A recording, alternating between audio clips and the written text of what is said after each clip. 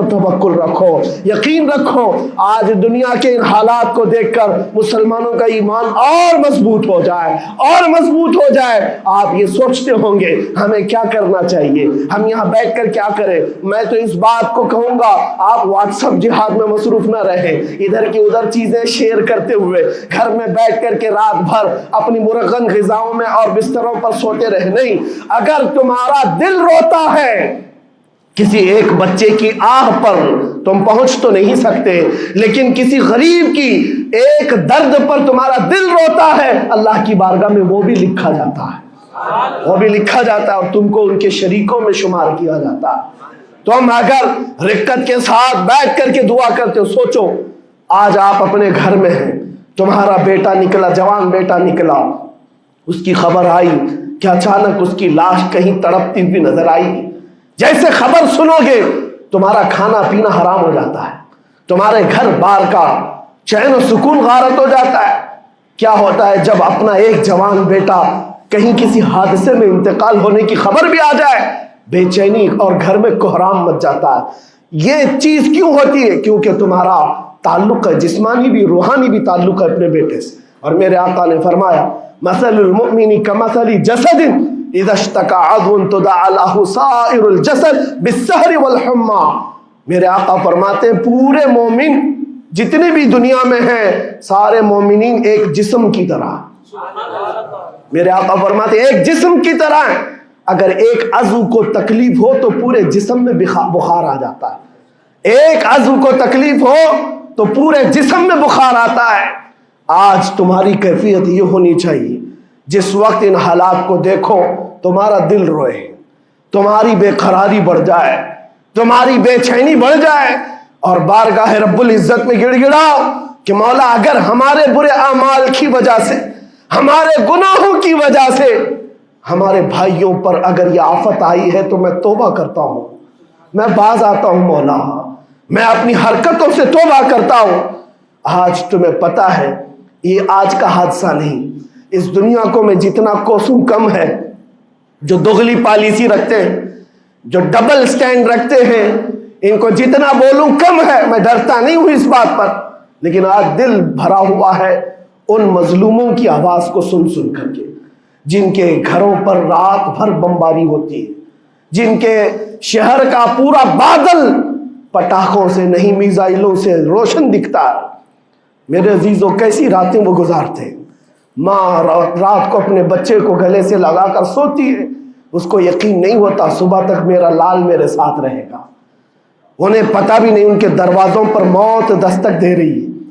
5000 سے زیادہ راکٹ داغ کر کے ابھی بھی ختم نہیں کیا گیا، اور ظلم اتنا ہونے کے بعد حیرت ہوتی ہے اس دگلی دنیا پر میڈیا میں بار بار یہ کہا جاتا ہے ان آتنکیوں کا خاتمہ کیا جا رہا ہے، آتنکوادیوں کو نیست و نابود کیا جا رہا ہے، جن کی زمین پر 70 سال سے قبضہ کر کے بیٹھا ہے، دنیا اس پر کچھ نہیں بولنا چاہتی۔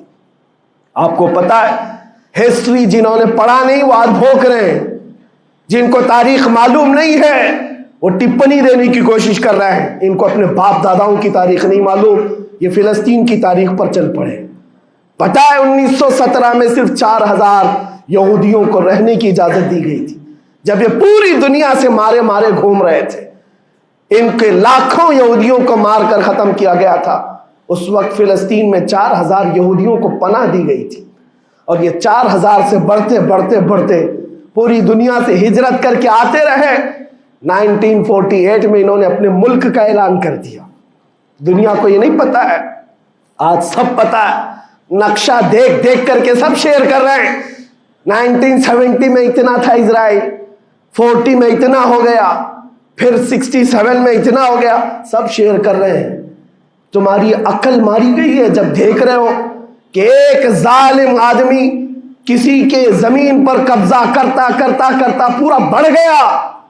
اب جو مظلوم تھے ان کی اپنی زمین بھی نہیں باقی، ان کی حکومت نہیں ہے، ان کی ایمبیسی نہیں ہے، ان کا کچھ نہیں، ایک شہر لے کر بیٹھے ہوئے، وہ بھی ہضم نہیں ہو رہا۔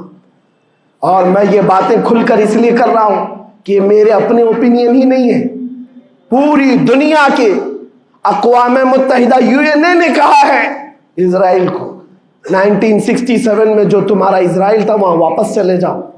لیکن یہ دادا گیری ایسی ہے کہ وہ کسی کی نہیں مانتا، نہ UN کی. یہ سب چیزیں دنیا کو معلوم ہے، پھر بھی دنیا یہ کہتی ہے اسرائیل اپنے ڈیفنس میں کام کر رہا ہے، اپنے ڈیفنس میں کام کر رہا ہے. ایک کتے کی موت ہوتی ہے تو پوری دنیا بلبلاتی ہے، اور یہاں روزانہ ہزاروں فلسطینیوں کو قتل کر دیتے ہو. تم قتل بھی کرتے ہو تو چرچا نہیں ہوتا، ہم آہ بھی کرتے ہیں تو ہو جاتے ہیں بدنام. یہ حالات آج پیدا کیے گئے. میں آپ حضرات کو یہ بات کہنا چاہوں گا، یہ ایمان کے مضبوط کرنے کا وقت آ چکا ہے. میرے آقا کے فرمان پر یقین کرو، اللہ کی مدد آتی ہے اور آ کر رہے گی انشاءاللہ. اور یہ حالات آپ دیکھ رہے ہیں. میں ایک بات اور بتا کر اپنی گفتگو کو سمیٹتا ہوں. کثرت سے ان کے لیے دعائیں کرو، کثرت سے دعائیں کرو، اور اپنی غلط عادتوں سے باز آ کر اللہ کی بارگاہ میں مانگو. ظاہر سی بات ہے، حرام کھاتے ہو اور کسی کے لیے دعا کرتے ہو، کہاں دعائیں جائیں گی؟ اب جو بات رہ جاتی ہے یہ کچھ دنوں کے لیے ہے. وہ بھی امتحان دے رہے، ہم بھی امتحان دے رہے. یہ امتحان کی گھڑی گزرنے والی ہے، اور قیامت کے قریب میرے آقا کا فرمان حق ہو کر صاف ظاہر ہوگا، صاف ظاہر ہوگا، پوری دنیا دیکھے گی. بعض روایات میں ہے کہ حضرت سلیمان علیہ السلام کی روایتیں بھی بیان کی گئی کہ آپ نے فرمایا کہ یہودیوں کی ایک ریاست قائم ہوگی، اور صرف 50 سال کے بعد ان کی ریاست کے قائم ہو کر 50 سال کے بعد قیامت کی بڑی نشانیاں سامنے آ جائیں گی. اب وہ حالات آ گئے، چند سالوں کی بات ہے. جتنا خون بہایا تھا وہ خون ختم ہوگا، اور خون شہیدہ سے صبح بہارا آئے گی. اور ایک دن پوری دنیا دیکھے گی جب بیت المقدس پر اللہ اکبر کی صدائیں گونج رہی ہوگی، اور امام مہدی کا ظہور ہوگا. امام مہدی آئیں گے اور پوری دنیا میں صرف اور صرف اسلامی پرچم لہرائے گا انشاءاللہ العزیز.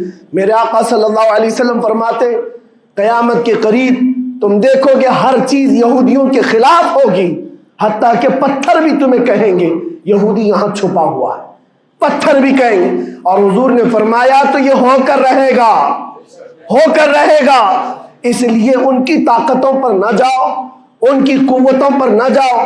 آج جب ایک چھوٹی سی جماعت نے تمہارے ڈیفنس سسٹم کو للکار کر رکھ دیا ہے، وہ وقت بھی آئے گا جب خدائے جلال و جبروت والے مالک خدا کو، اللہ کریم کو جب یہ دکھانا ہوگا کہ اللہ تعالیٰ ایمان والوں کی کیسی مدد کرتا ہے، تو وہ دن بھی دیکھو گے جب کیڑے مکوڑے اور حشرات کی طرح ظالم حکومتیں فنا ہو جائیں گی.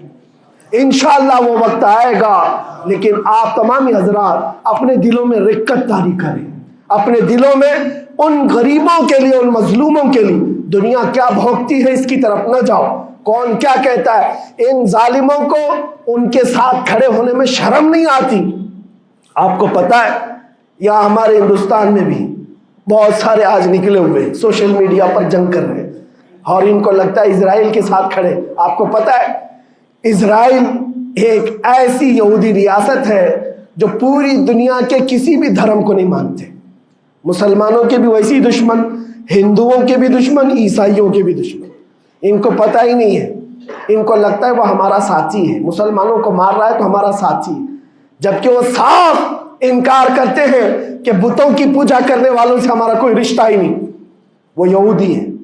وہ پوری دنیا میں اپنے آپ کے متعلق یہ عقیدہ رکھتے ہیں کہ اللہ نے ہم کو ایک خاص مٹی سے بنایا اور سارے انسانوں کو کچرے سے بنایا، ساری دنیا کو کچرے سے اور جانوروں کے فضلے سے بنایا، اور ان کو ایک خاص جنت کی مٹی سے بنایا. اور قرآن میں یہ ذکر موجود ہے.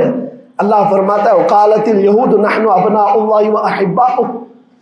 اے محبوب، یہ یہودی کہتے ہیں ہم اللہ کے بیٹے ہیں اور اللہ کے محبوب ہیں. رب فرماتا ہے اے محبوب ان سے کہہ دے اگر تم اللہ کے بیٹے اور اللہ کے محبوب ہو تو مرنے کی تمنا کرو، کیونکہ اللہ سے مل جائے. لیکن اللہ فرماتا ہے وَلَن يَتَمَنَّوْهُ أَبَدًا، وہ موت کی ہرگز تمنا نہیں کرتے. یہودیوں کے ہاں جینے کی ہوس بہت ہے، اور قرآن کہتا ہے لو یعمر الف سنۃ، اگر ان کو 1000 سال کی زندگی بھی دی جائے تب بھی وہ مرنا نہیں چاہتے۔ یہودی مرنا نہیں چاہتے۔ یہی تو بات ہے میرے عزیزوں، دنیا میں اور ہم میں فرق یہ ہے، وہ کہتے تو ہیں ہم اللہ کے بیٹے، اللہ کے محبوب، لیکن مرنا نہیں چاہتے۔ لیکن مسلمان کا بچہ بچہ جذبہ شہادت میں نظر آتا ہے۔ وہ ہمارے نزدیک موت کوئی حادثہ نہیں۔ ہمارے بزرگوں نے تو ہمیں یہ بتایا ہے، کفن کندھے پر لے کر چلنا، موت آئے تو اوڑھ کر سو جانا۔ یہ نہ سوچنا کہ حادثہ ہوا ہے، بلکہ یہ سوچنا ادھر آنکھیں بند ہوئی، ادھر زیارت مصطفیٰ ہو گئی، ادھر میرے رب سے ملاقات ہو گئی۔ مولا کریم کی بارگاہ میں دعا ہے جب تک زندہ رہے عزت اور ایمان کے ساتھ زندہ رکھے۔ مولا غریب فلسطینیوں پر تو رحم فرما، مظلوم فلسطینیوں کو آزاد فرما۔ اے کریم ارحم الراحمین، تو نے فرمایا جب بندہ مجھے مصیبت میں پکارتا ہے میں اس کی پکار کو سنتا ہوں۔ اے مولا آج فلسطینیوں سے زیادہ کون مظلوم ہے، ان سے زیادہ کون مصیبت میں ہے، اور تجھ سے زیادہ کون رحم کرنے والا ہے۔ اے مالک و مولا ان پر رحم کی بارشیں فرما، اے اللہ ان پر رحم کی بارشیں فرما، اور ظالم طاقتوں کو فنا فرما دے، ان کو نیست و نابود فرما، ان کو کیفر کردار تک پہنچا، اسلام و سنیت کا بول بالا فرما، کفر و شرک کا منہ کالا فرما۔ وصلی اللہ تعالی علی خیر خلقہ محمد وآلہ واصحابہ اجمعین برحمتک یا ارحم